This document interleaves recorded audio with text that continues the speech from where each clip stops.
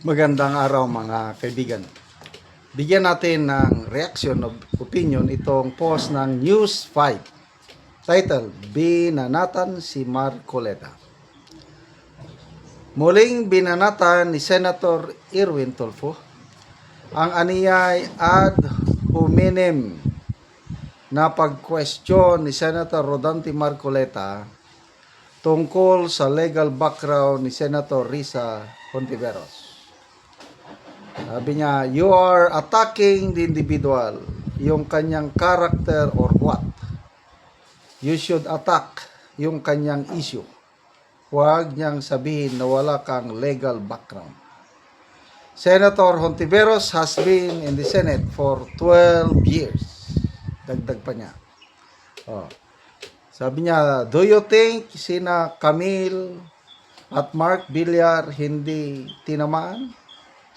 Sina Bongo, Robin Padilla, hindi tinamaan. Jinggoy, Joel Villanueva, 16 of us are not lawyers. So ito yung issue sa pagpuna ni Senator Marcoleta kay Risa Hontiveros nga wala siyang legal background. I don't think there is something wrong sa sinabi ni Marcoleta. Sa naintindihan ko, ipinapaliwanag lang niya yung kaibahan ng special law at saka general law, something like that. Parang ang naintindihan ko dito is tinutulungan ni Senator Marcoleta ang kanyang mga kasamaan para maintindihan ang pinag-uusapan. Nag-react kagad sila na para bang minamaliit ni Senator Marcoleta ang kakayahan ni Risa Hontiveros. Parang na natamaan ang ego. Kaya ito, another mainit na issue na naman sa Senado tungkol sa legal background. Isang comment ko dito is 16 of us are not lawyers. I don't think so. Ang alam kong lawyers sa Senado ngayon is 5 lang. Bilangin natin ha. Sa minority, ang alam kong lawyer lang dyan si Kiko Pangilinan. Dito naman sa majority, ang mga lawyers na nandyan is magkapatid na Cayetano, tama ba? Escudero, and then Marcoleta. Meron pa bang lawyer sa grupo? Wala na akong ibang maisip na lawyers. 5 lang ang alam ko. Si Senator Amy, nagtapos ng abogasya, kaya lang hindi siya nag-take ng bar. So, hindi siya matawag na lawyer. Ano pa bang lawyer? Bakit sabi niya 16 of us? It should be 19 of us are not lawyers. So, kung ang purpose ni Senator Marcoleta is maliitin ang mga non-lawyers, pati yung mga kasama niya sa majority is pinapataman niya, which I think hindi niya gagawin yun. Ano lang, ang nakataya lang dito is pride, ego.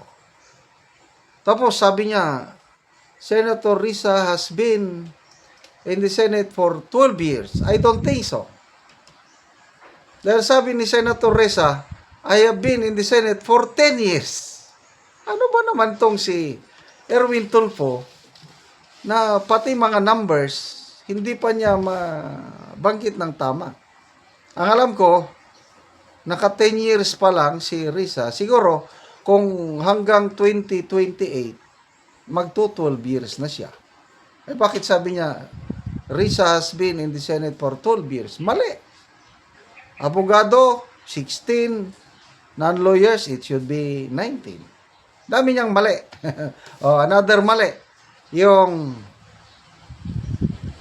para maagaw nila ang majority, itong minority black. Sabi niya, isa lang ang dapat tumawid. Dahil 12 na lang daw ang majority, sila naman is 11.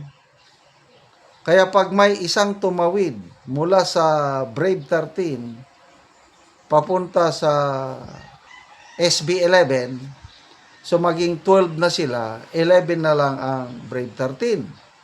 Tama ba yun? I think mali.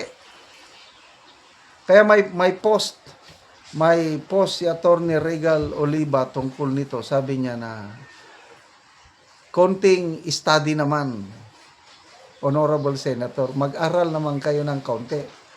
Kasi you need 13 to get the majority in the Senate.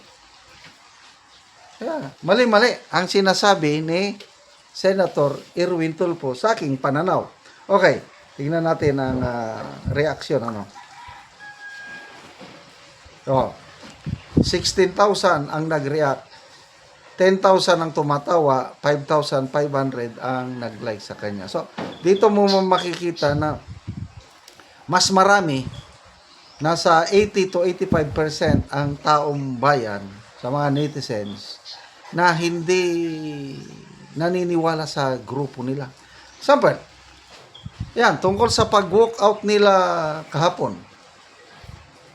Yung ibang members ng minority senators, ino-off na nila ang comment section sa kanilang post. JBRC to. Sino pa? Zubiri. Mayroon pang iba. Kung nasa kanila ang suporta ng taong bayan, bakit i-close nila ang kanilang comment section? Kung kumpiyansa sila na maraming nagmamahal sa kanila, dapat open ang comment section para ang taong bayan libreng mag-comment.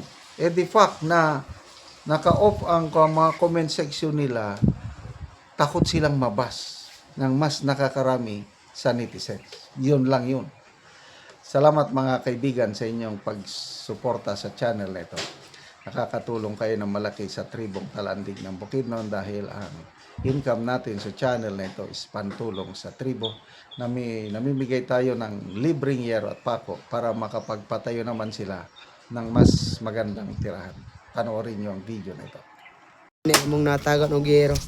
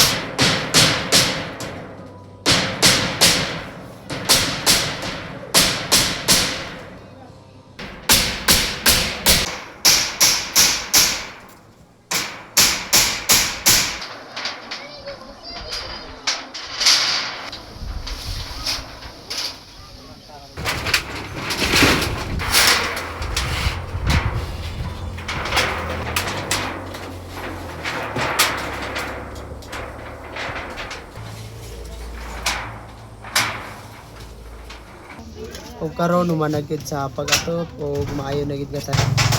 Managyod sa pag So, managyod. Mat sa Ginoo og sa naghatag sa sin nga di na gyud mi maulanan og tungod sa among kakulangon wa gyud mi nakapalit og yero. Kay among inadlawan 200 ra gyud kulang ra gyud sa among tasatag-o sa matag adlaw nga among palitonon diri sa balay. Tungod salamat kaayo sa naghatag sa among sin og dako kay pasalamat namo sa Ginoo nga natagaan gyud mi nga di na gyud mi tuluan ani nga among balay. Oo, so pila day ka tuig ang inyong atop bago pa nailisan? 5 years na jud ni wa nilisan. So 5 years, so bago pa na ilisan ang inyong atop. So maayo na karon nga di na mo maulanan. Salamat po Salamat kayo. kaayo.